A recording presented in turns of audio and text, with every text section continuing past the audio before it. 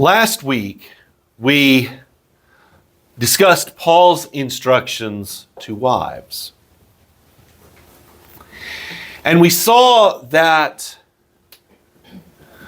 Paul urged wives not to pursue their own interests, but to lay aside those interests and even their very own selves for the sake of their husbands.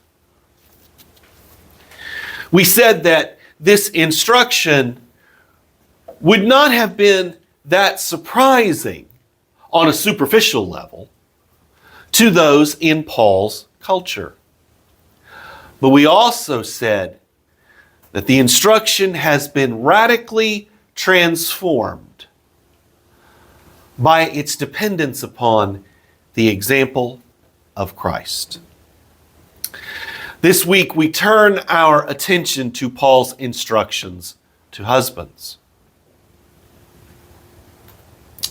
And what we see here quite immediately is an instruction that maybe goes beyond what many philosophers would have done, but it wouldn't have been that out of the ordinary until you do that same process of recontextualization. Until you see the details that Paul puts in this instruction. And suddenly, it becomes quite radical indeed. In fact, Paul's instruction to husbands is vitally important in a society like ours, where men of all ages, but especially young men, are struggling with what it means to be a man. Now, frankly, that is actually not a topic that the Bible addresses that much. And the reason is because we are all under the same obligation. We'll come back to that point at the end. But what is interesting are the notions of masculinity that Paul does not buy into. Maybe we'll have an opportunity to pick up on some of those as we go along. Now we're going to do what we often do here at Second Baptist Church of Ranger. We're going to ask a series of questions. And the first question is, why doesn't Paul address husbands with the same terminology he does wives? Okay? Now, we're asking that question because I have followed, and I think rightly so, Lynn Cohick's argument that there is a reciprocity in the instructions given to husbands and wives. They are both part of the Christian community. They are both commanded to mutual love. And if you look back up there in Ephesians 5:1 and 2, what you see is that it is a mutual love that is modeled upon Christ. They are also both commanded to mutual submission. Verse 21. So why doesn't Paul say, wives, love your husbands? Or maybe more to the point, why doesn't he say, husbands, submit to your wives? Well, one reason has to do with the technical aspects of our word for submit. Hupotasso is a technical term. Thank you. Hupotasso is a technical term addressed to social inferiors. It describes the obligations that social inferiors owe to their social superiors in that culture. Now, of course, Paul takes it and radically transforms it, as we've already seen. In fact, when Paul says, submit yourselves to one another out of reverence for Christ in verse 21, he is in fact saying to all of the social superiors, this applies to you too. But it would have been very difficult for Paul's audience to make sense of using that specific word with respect to husbands, okay? Another thing that we need to remember, of course, is that the husband is the social superior, which means something very important. He has to set the tone. Like it or not, okay, most societies are, to one extent or another, patriarchal, right? There are some matriarchal societies. There are a few of those out there. But most societies are patriarchal to one extent or another.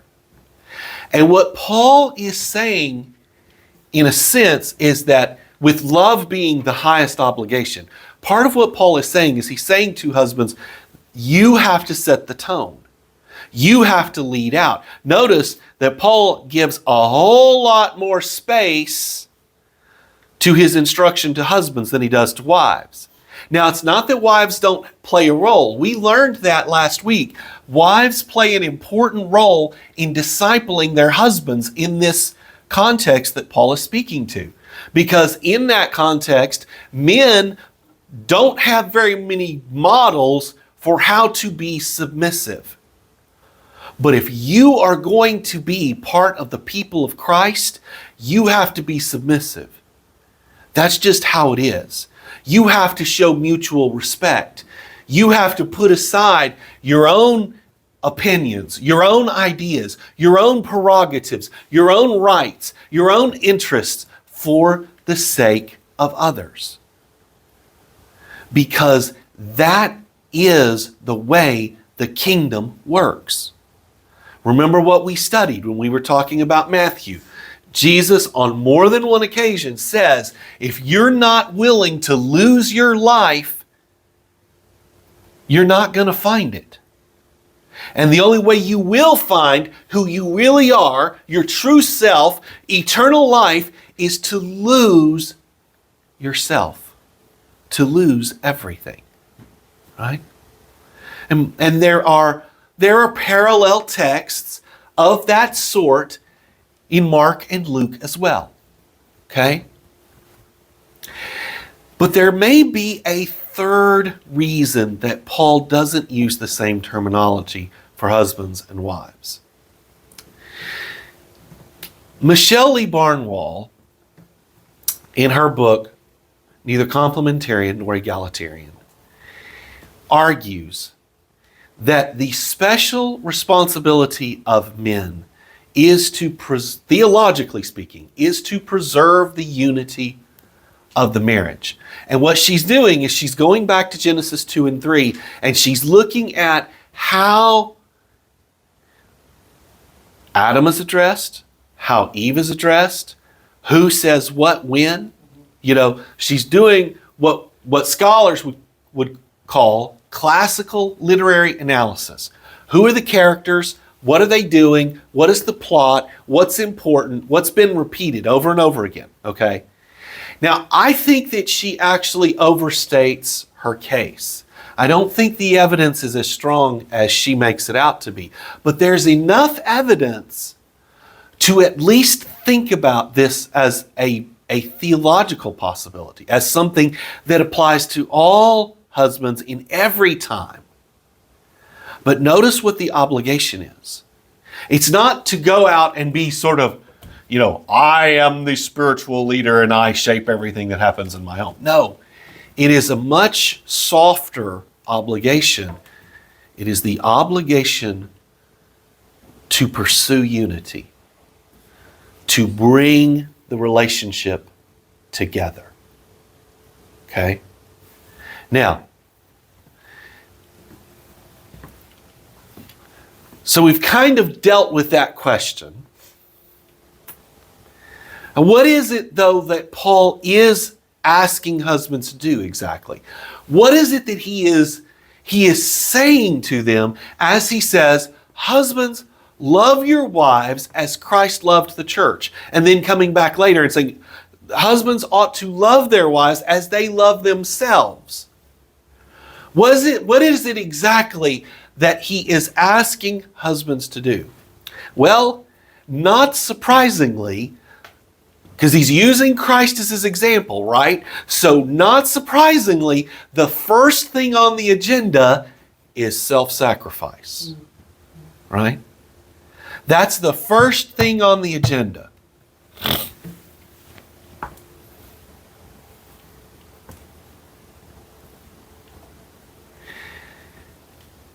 I think I've said before that one of the foundational pieces to a solid marital relationship is that they actually pay attention to each other. These bids for attention I talked about from John Gottman at the Marriage Research Lab at the University of Washington. That's just one little hint of what Paul is talking about here. He is talking about a life that is not centered upon yourself. It is a life that is centered on others. You know, I've often been troubled because I am very much pro-marriage. I've often been very troubled by 1 Corinthians 7, where Paul is like, you know, if you cannot marry, I'd really prefer you didn't marry. Now, part of that, I think, was Paul's analysis of the situation, okay? But as I've reflected upon that text and its place in the overall Pauline corpus, what occurs to me is one reason Paul may have had that preference is because of Paul's own high view of marriage. It is because of his own perspective on what marriage requires. It requires this radical putting off of yourself and centering upon the other person. Devoting yourself to this other person. And yes, marriage is a dangerous thing. So it should not be entered lightly. Because to marry is to take upon yourself this burden. We've already seen how wives do it. Now we see it with husbands. You model your marital relationship upon Christ. You model your marital interactions upon Christ. Right? Now, what's the second thing here? Because as we move through verses 25 and 26, Paul he just goes off on what Jesus does for the church. And of course, there's a lot of this that does not apply to husbands directly. There are many things that a husband cannot do for his wife. He cannot atone for her sin. And in fact, one of the things that Paul warns husbands and wives about in 1 Corinthians 7 is, look, if you became a Christian and your spouse decided, no, I'm out, don't try to compel them to stay. Why? Because you can't guarantee that you're going to sanctify them. You can't guarantee that your influence will actually change them. But the flip side is Ephesians 5. We saw last week how wives model this key principle of submission for their husbands. Now what we're seeing is, husbands, your goal in how you frame your marriage should be your wife, your household's sanctification. Right? Now, let me ask you something. That's real simple to say, right? But let me ask you something. What is it that really often frames our relationships? It's our own happiness, right? We are Americans, after all. And so we do what it is that makes us happy. Now, God is not necessarily opposed to your happiness. But, the old saying is, you better look where you're going or you're going where you look, right? So, if your focus is not on that key act of sanctification, of drawing those in your household towards holiness, if your focus is on something else, sanctification can fall by the wayside. And I'll tell you, this is something I've been thinking about a lot this week. Now, what about there in verse 26? I think there's something else going on here. What is it that Jesus is doing? By the way, the imagery that Paul picks up here in verse 26 is imagery that would have reminded every man in that congregation of what somebody might call woman's work. Washing and cleaning and ironing and that kind of thing. Okay? Here's more of that self-sacrifice bit, right? But for what purpose? For what purpose? I really do kind of like how the NIV does this. To present, this is Jesus doing it, right? To present to himself a radiant church without spot, wrinkle, or blemish. He is making her a bride worthy of the wedding ceremony. You almost have this notion, like what you have in the prophets, of a prenuptial bath. Some scholars believe that verse 25 is about baptism, and it may be, but I really like the idea of thinking about this in terms of a prenuptial bath. You are getting her ready for this ceremony where she becomes the focus, right? Nobody's looking at the groom. Everybody's looking at the bride. Okay?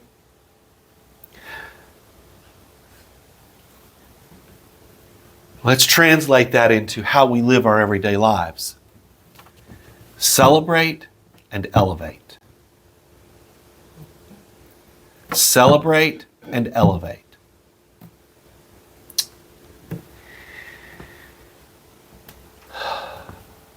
I remember, this might be a step too far, but I think it's worth telling this story. I remember listening to the Christianity Today podcast, The Rise and Fall of Mars Hill. Mars Hill was this very complementarian church, very much into aggressive masculinity in the Seattle area. And they talked a lot about honoring women. But they didn't talk as much about celebrating women, and they didn't talk about empowering women at all. I actually don't think that's what Paul is trying to say to us. I think he is trying to say, celebrate, elevate. Your job as your husband, as a husband, is not to keep your wife in your place, in her place. There were plenty of Greek philosophers out there who gave that very advice. That is not the advice that Paul is giving. Remember, this is not about the head's honor, right? We talked about that last week. The husband is the head of the wife. Well, and in the ancient world, they would have said, oh yes, yay. That means he gets to be the honored one. Everything is focused on him. No, no, no. That's not how it works in the kingdom. You know how it works in the kingdom? That means he's the first to sacrifice. Right? And he does so for the sake of his bride. To elevate and celebrate her. And then, of course, there is this bit, as you move into verses 27, 28, 29, about practical care. This is where Paul says, love your wife as you love your own body. Nobody ever hated their own body. Well, Paul didn't know about some of the craziness that's going on in our world. But nobody ever hated their own body. They feed it. They care for it. They do the things that it needs. Paul here is, by the way, not being an ascetic.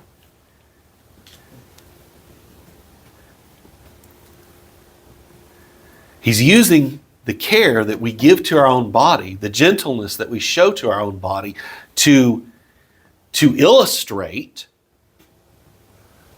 the care that he wants husbands to bring to their wives. And really that kind of transitions us nicely into another way of dealing with the same question. What is the atmosphere? What is the marital relationship that Paul is wanting husbands to set the tone in creating? What is it that he wants them trying to create? Remembering, of course, that in this context, husbands are the ones who have the social power. That's just the way that society worked. So with privilege comes responsibility, right? Okay? With privilege comes responsibility. What is it that Paul wants them created? Well,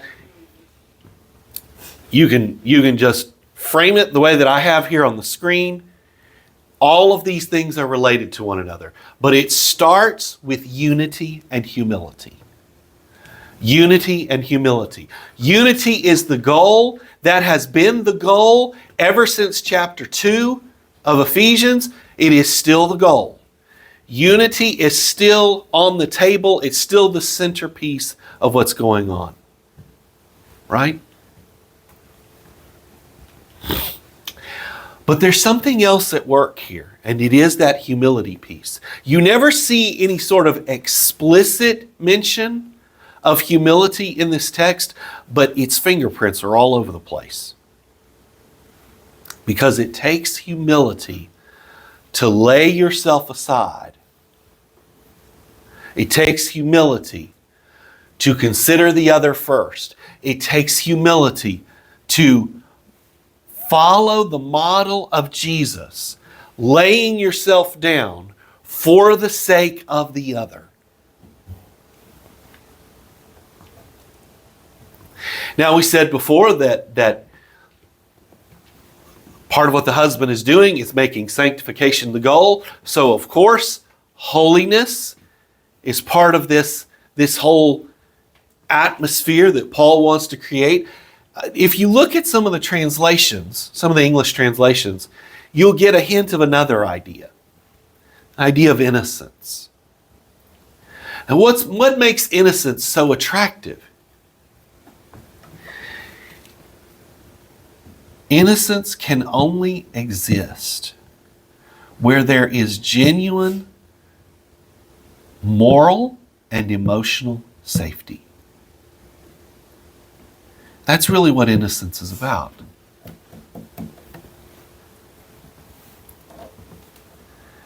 It's this profound sense that we're okay.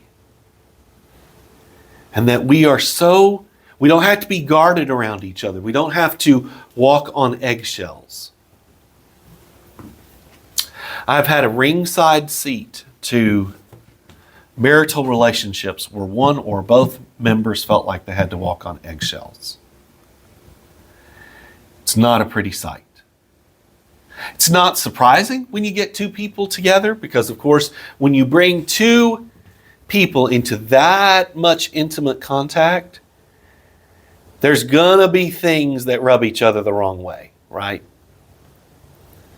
It takes work, it takes effort, it takes intentionality to create the kind of innocence where both spouses feel safe.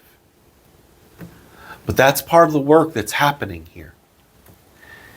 There's an innocence. Even if it is, to borrow and alter a phrase from philosopher Paul Ricoeur, even if it is a second innocence.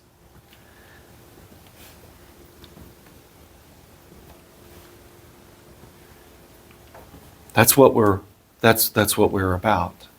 And remembering, of course, that a lot of that work only Jesus can do. Okay? Let's reemphasize that. Only Jesus saves. Only Jesus forgives. Only Jesus cleanses. Okay? Only his sacrifice, the writer of Hebrews reminds us, can cleanse the conscience of the worshiper. All right? But we have a part to play too. And then notice there at the end, beauty and care. Care, I think, makes more sense. Beauty, I think, is a little harder to grab hold of. Because what we're talking about here is not so much physical beauty, because if it were, a lot of us are out, It's just kind of how that is. But it's about creating a relationship that people look at and go, that is beautiful. That is attractive. That is lovely. That is whatever English word you want to use.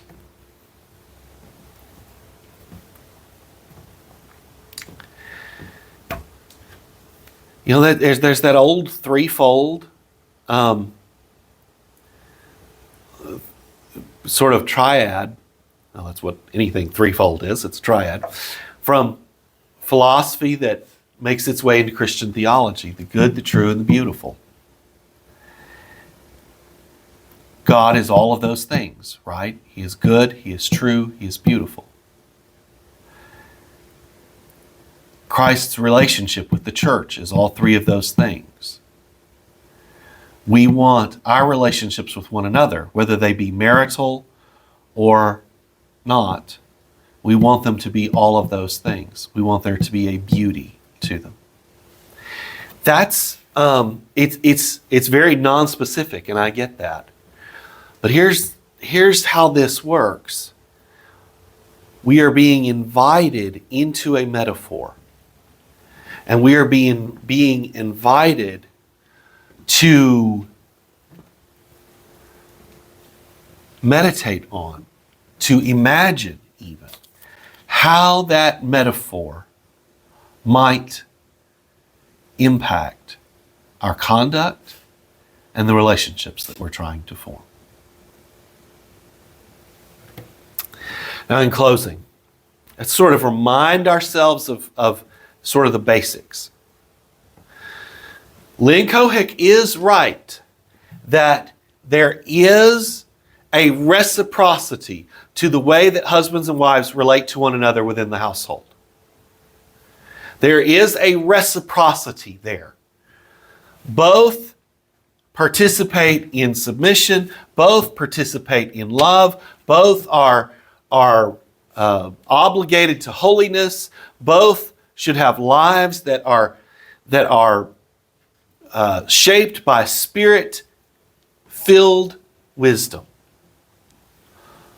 Lives that are filled with the music of worship. Okay? So there is a reciprocity. Nevertheless, Paul has assigned husbands who are in his situation the social superiors a very specific task. Their job is to set the tone. One of the reasons that we have such a masculinity crisis in our in our culture today is because too many men have jettisoned the responsibility of setting that tone. It's not a tone of self-assertion. It's not a tone that brings honor and glory to the husband. In fact, for the husband to do the job that Christ has given to him, he may have to take the back seat. He may have to be the less public one.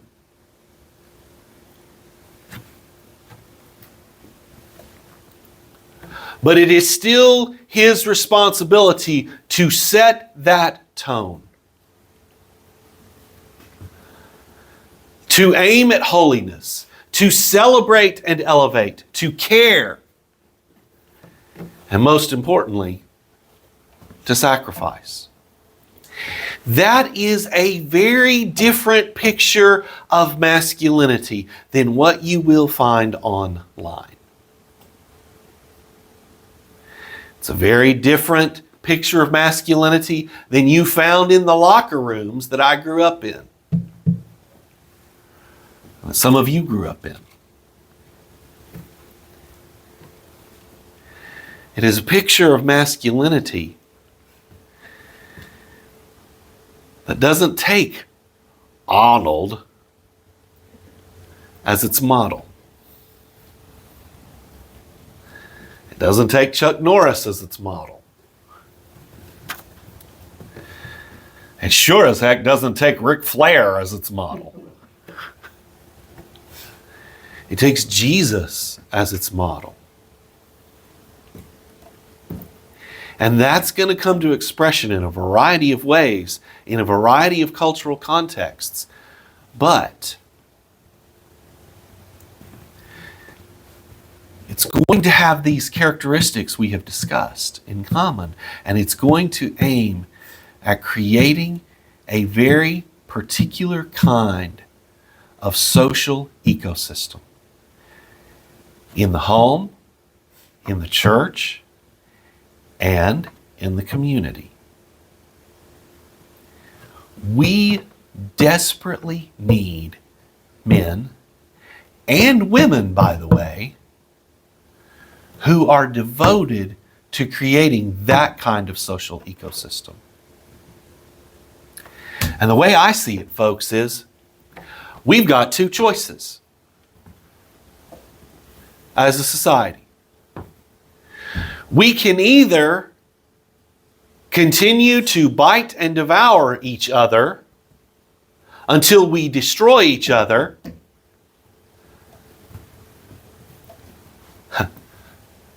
to quote Galatians 5:15, or we can take a different approach. We can rebuild our families. We can rebuild our churches. We can rebuild our communities and eventually rebuild our nation around a different model of being human. One that we learn from Jesus Christ and not from the self-serving political, business, and other leaders of our day.